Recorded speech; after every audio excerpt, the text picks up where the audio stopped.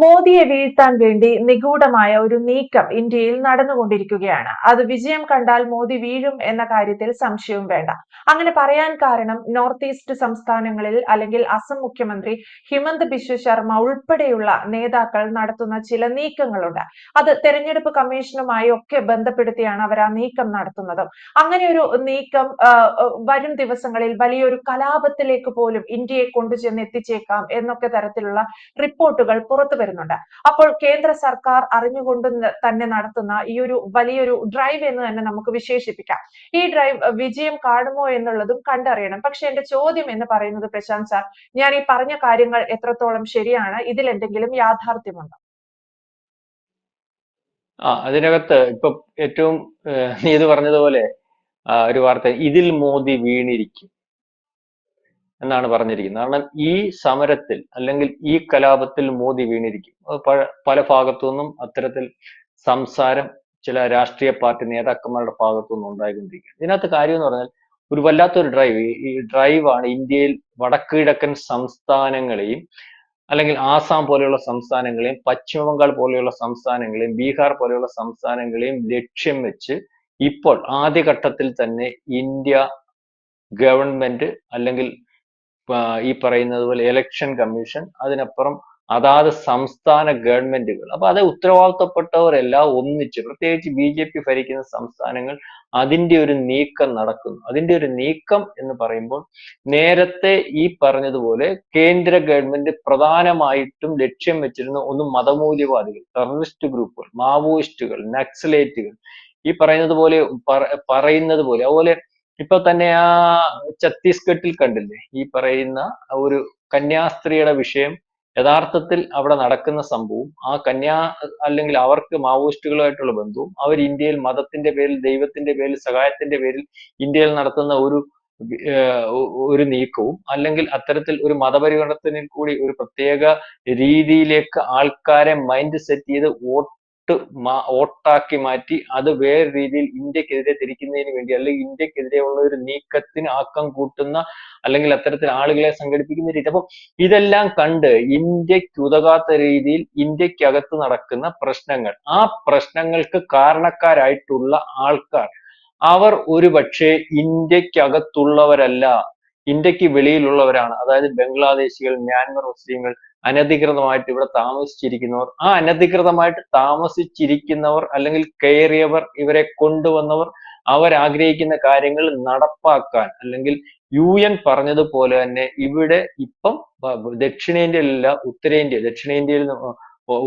നിന്ന് മാറി ദക്ഷിണേന്ത്യയിലേക്ക് ടെററിസ്റ്റ് ഗ്രൂപ്പുകളുടെ, അതായത് സ്ലീപ്പർ സെല്ലുകൾ വർദ്ധിക്കുന്നു എന്ന് പറഞ്ഞതൊക്കെ ഇതിന്റെ ഉദാഹരണമാണ്. അപ്പൊ ഞാൻ ഈ പറഞ്ഞു വന്നത്, ഈ പറയുന്ന 5 സംസ്ഥാനങ്ങൾ ഇപ്പം ഈ പറയുന്നത് CA സമരത്തിന്റെ ഭാഗമായി ഇന്ത്യയിലല്ലാത്ത ആൾക്കാരെ കണ്ടെത്തി, അല്ലെങ്കിൽ ഈ പറയുന്ന ബംഗ്ലാദേശികൾ ഉണ്ടെങ്കിൽ, മ്യാൻമർ മുസ്ലിങ്ങൾ ഉണ്ടെങ്കിൽ, അല്ലെങ്കിൽ അനധികൃതമായിട്ട് കുടിയേറി ഇവിടെ താമസിക്കുന്നവർ, രേഖകൾ കൈവശം വെച്ച് താമസിക്കുന്നവർ, അവരെ അല്ലെങ്കിൽ ആ വ്യാജമായിട്ടുള്ളവരെ അറിയുന്നതിന് വേണ്ടി, അല്ലെ തിരിച്ച് അവരെ വേർതിരിച്ച്, അല്ലെ ഇന്ത്യയിൽ അല്ലാത്തവരെ വേർതിരിച്ച് കാണുന്നതിന് വേണ്ടിയുള്ള ശ്രമം നടക്കുന്നത്. അത് ഇപ്പൊ ബീഹാറിൽ നമ്മൾ കണ്ടതാണ്. ബീഹാറിൽ പരിശോധിച്ചപ്പോൾ ഏതാണ്ട് 65 ലക്ഷം പേര് ഇതുപോലെ അനധികൃതമായിട്ട് വോട്ടേഴ്സ് ലിസ്റ്റ് ഉണ്ടായിരുന്നു.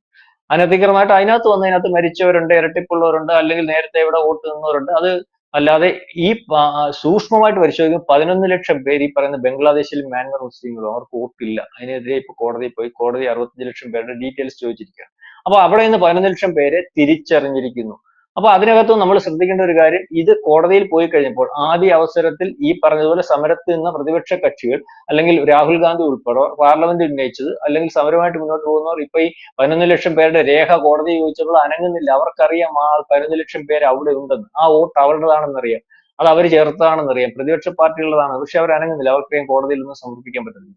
ഇത് തന്നെ ഇപ്പോൾ ഹിമന്ത് ബിശ്വ ശർമ്മ അവിടെ കണ്ടെത്തിയിരിക്കുന്നത് എന്ന് പറഞ്ഞാൽ, നേരത്തെയുള്ള ഇന്ത്യയിലെ ഏറ്റവും മറ്റു സംസ്ഥാനങ്ങൾക്കപ്പുറം ഈ രീതിയിൽ കാര്യങ്ങൾ ഓപ്പറേറ്റ് ചെയ്യുന്നതിന് മുൻപന്തിയിൽ നിൽക്കുന്നതും, ശക്തമായ കാര്യങ്ങൾ ഓപ്പറേറ്റ് ചെയ്ത് അനധികൃതമായിട്ടുള്ളവരെ പുറത്താക്കുന്നതിനും ഏറ്റവും ശക്തമായിട്ടുള്ള മുഖ്യമന്ത്രി ഹിമന്ത് ബിശ്വ. അവിടെ 19 ലക്ഷം പേരുണ്ട്. അപ്പം 19 ലക്ഷം പേരെ അവിടെ അനധികൃതമായിട്ടുള്ളവരെ അദ്ദേഹം കണ്ടെത്തി കഴിഞ്ഞു. അതിനകത്ത് അദ്ദേഹം ഇപ്പൊ ചെയ്യുന്ന ഒരു കാര്യം എന്ന് പറഞ്ഞാൽ അതിനകത്തു നിന്നുള്ള ഹിന്ദുക്കൾ, ബംഗ്ലാദേശിൽ നിന്നുള്ള ഹിന്ദുക്കളുടെ പേരിലുള്ള കേസ് ഒഴിവാക്കി ഹിന്ദുക്കളെ ഈ പറയുന്ന CAA നിയമം അനുസരിച്ച് അവർ തിരിച്ചങ്ങോട്ട് പോകാൻ പറ്റത്തില്ലല്ലോ. ബംഗ്ലാദേശിൽ പോകാൻ പറ്റത്തില്ല. അവിടെ ഹിന്ദുക്കൾക്ക് അവരെ വിടുന്നതിന് വേണ്ടി, അല്ലെങ്കിൽ അവരെ ഇവിടെ നിർത്തുന്നതിന് വേണ്ടി ബാക്കിയുള്ളവരെ ഈ പറയുന്ന പൗരന്മാരല്ലാതെ, അല്ലെ ഈ ഇന്ത്യയുടെ പൗരന്മാരല്ലാതെ വേർതിരിച്ച് നിർത്തുന്നത്. അപ്പൊ 19ഉം 11ഉം ഈ പറയുന്നത് പോലെ 19 കൂടെ 30 ലക്ഷം പേര് അവിടെ തന്നെ. ഇത് ഹിമന്ത് ബിശ്വ ശർമ്മ അവിടെ ചെയ്യുമ്പോൾ ഇതേ നിലപാടുമായിട്ട് പശ്ചിമ ബംഗാളിൽ അത് വളരെ മുന്നൊരുക്കത്തോടുകൂടി BJP CAA ഹെൽപ്പ് ഡെസ്ക് അവിടെ തുടങ്ങിയിട്ടുണ്ട്. അതായത് അടുത്ത പശ്ചിമ ബംഗാളിലോട്ടാവും 6 ജില്ലകളിൽ രോഹിംഗ്യ മുസ്ലിങ്ങളും ഈ പറയുന്ന ബംഗ്ലാദേശികളും മാത്രം ആധിപത്യം സ്ഥാപിച്ചിരിക്കുകയാണ്. അവരൊക്കെ അവിടെ വോട്ടേഴ്സ് ലിസ്റ്റിൽ പേര് ചേർത്തിട്ടുണ്ട്.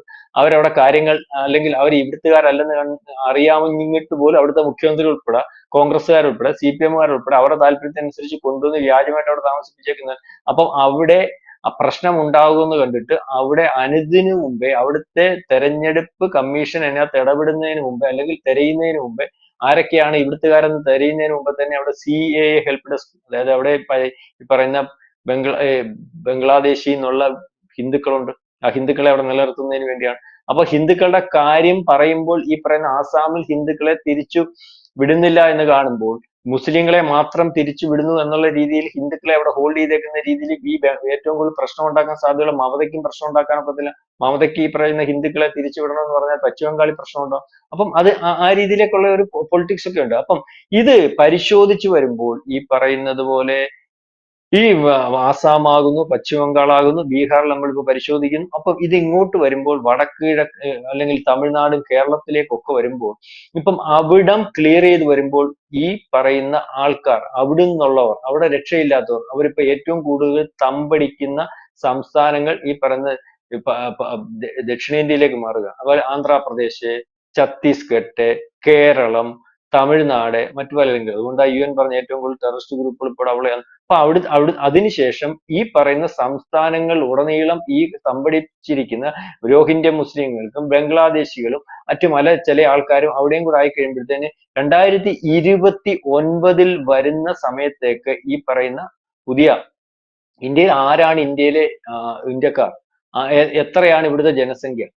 അല്ലെങ്കിൽ അല്ലാത്തവർ എത്രയാണെന്ന് വേർതിരിച്ചെടുക്കേണ്ടത്. കാരണം 2029 മണ്ഡല പുനർനിർണയത്തിലേക്ക് പോകും. അപ്പൊ ഈ പറഞ്ഞു വന്നത്, ഇപ്പം നടത്തിക്കൊണ്ടിരിക്കുന്ന ഈ ഡ്രൈവ് എന്ന് പറഞ്ഞാൽ ഇതിനകത്ത് ഈ പറയുന്ന ആൾക്കാരെ ഇവിടെ കൊണ്ടു നിർത്തിയിരുന്നത് കലാപം ഉണ്ടാക്കുന്നതിന് വേണ്ടി, ഇവിടെ കൊണ്ടു നിർത്തിയിരുന്നത് യഥാർത്ഥമായിട്ടുള്ള ജനാധിപത്യ സംവിധാനത്തെ അട്ടിമറിക്കുന്നതിന് വേണ്ടി, ഇവിടെ ഈ വോട്ട് ചെയ്തിരുന്നത് ഇപ്പൊ നമ്മൾ വിചാരിക്കുന്നത് പോലെ ആദ്യം സമരം ചെയ്യാൻ, അല്ലെങ്കിൽ വോട്ടേഴ്സ് ലിസ്റ്റിൽ നിന്ന് ഈ പറയുന്ന പേര് ഒഴിവാക്കുന്നത് അനധികൃതമാണ്, അല്ലെങ്കിൽ അത്തരത്തിൽ ആ കാര്യങ്ങൾ ചെയ്യുന്നത് ശരിയല്ല എന്ന് പറഞ്ഞിരിക്കുന്ന പ്രതിപക്ഷ പാർട്ടിയാണ്.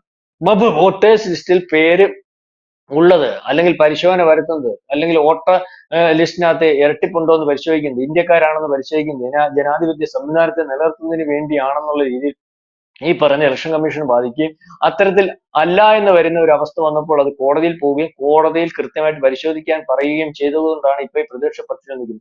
പക്ഷെ ഇവരെ ഉരുത്തിരിക്കുന്നു. ഇപ്പൊ തന്നെ ആസാമിൽ ഉരുത്തിരിക്കുന്നു, ഒരുപക്ഷെ ബീഹാറിൽ ഉരുത്തിരിക്കുന്നു, പശ്ചിമ ബംഗാളിലേക്ക് കയറുമ്പോൾ അവിടുത്തെ ഗവൺമെന്റ് സഹായത്തോടു കൂടി അത് ഉരുത്തിരിച്ചു വരാൻ സാധ്യത. അപ്പം വല്ലാത്തൊരു അവസ്ഥയിലേക്ക് ഇന്ത്യയിൽ ഉടനീളം ഒരു കലാപം, ഇന്ത്യക്കാരെ തെറ്റിദ്ധരിപ്പിച്ച് വീണ്ടും CAയുടെ ഭാഗത്ത് നിന്ന് അന്നുണ്ടായ CA വന്നപ്പോൾ അന്ന് ഭാഗത്തുനിന്ന് ഉണ്ടായതുപോലെ ഇവിടുന്ന് അനധികൃതമായിട്ട്, അല്ലെങ്കിൽ BJPയുടെ താല്പര്യം അനുസരിച്ച് ഇവിടുത്തെ മുസ്ലിങ്ങളെ, അല്ലെങ്കിൽ വേറെ രോഹിംഗ്യൻ മുസ്ലിങ്ങളെയും പശ്ചിമ ബംഗാളിൽ നിന്നുള്ള അനധികൃതയും കണ്ടെത്തുമ്പോൾ ഏറ്റവും കൂടുതൽ മുസ്ലിം ആയതുകൊണ്ട് ആ മുസ്ലിങ്ങളെ പുറത്താക്കാൻ സാധ്യത, അല്ലെങ്കിൽ അതിനുവേണ്ടി ശ്രമിക്കുന്നു, അതിനുവേണ്ടി ഇലക്ഷൻ കമ്മീഷനെ ഒരുപക്ഷെ BJP ഉപയോഗിക്കുന്നു എന്നൊക്കെ പറഞ്ഞ് വളരെ കൃത്യമായിട്ടുള്ള ഒരു കലാപം ഉരുത്തിരിയുന്നുണ്ട്. ആ കലാപത്തിന്റെ മുന്നോടിയായിട്ടാണ് വോട്ടേഴ്സ് ലിസ്റ്റിൽ പ്രശ്നമാണെന്ന് കാണിച്ചുകൊണ്ട് രാഹുൽ ഗാന്ധി ഇറങ്ങിയിരിക്കുന്നത്. ഇപ്പൊ രാഹുൽ ഗാന്ധി ഇറങ്ങിയിരിക്കുന്നതിനകത്ത് ഇപ്പം ഈ പറയുന്ന കാര്യങ്ങൾ ചെയ്യുന്നതിന് കേന്ദ്ര ഗവൺമെന്റിന് വളരെ കൃത്യമായിട്ട് അനുകൂലമായിട്ട് വരും. പക്ഷെ ബംഗ്ലാദേശിൽ ഒരു സമരം അറിയാമായിരുന്നു. ബംഗ്ലാദേശില് ഈ പറഞ്ഞ സംവരണത്തിന്റെ പേര് പറഞ്ഞായിരുന്നു അവിടെ പ്രധാനമന്ത്രിയെ അട്ടിമറിച്ചത്. സംവരണത്തിന്റെ പേര് കോടതിയിൽ അത്തരത്തിൽ ഒരു സംവരണം അനുവദിച്ചു കൊടുക്കാൻ പറ്റത്തില്ലെന്ന് പറഞ്ഞ പ്രധാനമന്ത്രി, അതായത് കോടതി വിധിക്കെതിരെ നിന്ന പ്രധാനമന്ത്രിയെ കോടതി വിധി ഈ ശരി അല്ലെങ്കിൽ കോടതി വിധിക്കെതിരെ അവരുന്നു. കോടതി വിധിച്ചെന്ന് പറഞ്ഞാൽ അവർക്ക് സംവരണം കൊടുക്കുന്നു. ആ കോടതി വിധിക്ക് എതിരെയാണ് ഈ പ്രധാനമന്ത്രി നിന്നത്. ഈ സമരക്കാർ നിന്നത് ഏതാ? കോടതി വിധിക്കെതിരെ. പക്ഷെ സമരക്കാർ അട്ടിമറിച്ചത് ആരാ? ഈ സമരക്കാരുടെ ഭാഗമായിട്ട് നിന്ന് മുദ്രാവാക്യമായിട്ട് നിന്ന് സ്ത്രീയെ തന്നെ അട്ടിമറിച്ചത്. അവർക്ക് അട്ടിമറിക്കാൻ ഒരു കാരണം മാത്രമായിരുന്നു, അല്ലെങ്കിൽ അവരെ ആ ജനാധിപത്യ സംവിധാനത്തിൽ വന്നവരെ ജനാധിപത്യ സംവിധാനത്തിൽ കൂടി അട്ടിമറിക്കാൻ പറ്റാത്തപ്പോൾ ഇല്ലാത്ത ഒരു മുദ്രാവാക്യം ഉണ്ടാക്കി ആ മുദ്രാവാക്യത്തിന് അനുകൂലമായിട്ട് നിന്ന് ഹസീനയാണ് നടത്തുന്നത്. ഇതേ അവസ്ഥയിലേക്ക് ഈ സമരം ഉരുത്തിരിക്കാൻ അല്ലെങ്കിൽ അത്തരത്തിൽ ഓപ്പറേറ്റ് ചെയ്യുന്നതിന് വേണ്ടിയാണ് രാഹുൽ ഗാന്ധി ശ്രമിച്ചുകൊണ്ടിരിക്കുന്നത്.